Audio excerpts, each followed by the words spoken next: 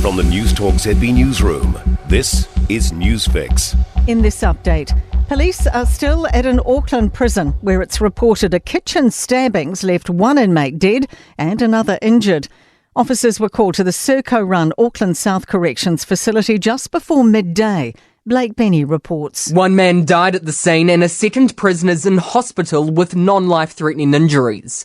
A Serco spokesperson says the man responsible has been secured and segregated and will be transferred to another facility.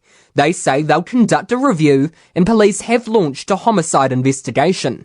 The Council of Trade Unions says the government's undermining workers' rights by reinstating universal 90-day worker trials.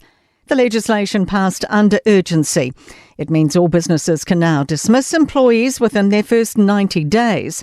President Richard Wagstaff says there's evidence showing it's bad policy. But they didn't want any evidence or discussion. They did it under urgency. So I just think it's another cynical move and reveals further the character of this government, whose interests are those of big business and not at all in the interests of vulnerable workers. And the government shake-up of the Bright Line test could impact buying and selling in the housing market. It's changing rules around the tax, meaning people will only pay it if they on-sell a property within 2 years of purchase. Labor had set the boundary at 10 years. CoreLogic economist Kelvin Davidson says it may prompt people to sell sooner. They may well decide to sell because they're off the hook for capital gains tax and they can get out of that negative cash flow position. The House is finally adjourning for the year, with party leaders now offering their reflections. Labour leader Chris Hipkins spoke about the year's extreme weather and the election, and he had a final dig at National, saying it's already not keeping its promises. This was the government that said we're going to be sitting right through to Christmas and we're going to be back on the 15th of January. And yet most of the government seem to have gone home for Christmas already. The Prime Minister wasn't in the House today, so National's Chris Penk spoke on his behalf. It has been a frenetic resumption of play in terms of the Parliament. The maiden speeches across the House have been a particular highlight. They reflect some very good decisions of the people of New Zealand. That's news. In sport, Black Caps all-rounder Rachin Ravindra is over the moon to be teaming up with Daryl Mitchell in the Indian Premier League next year.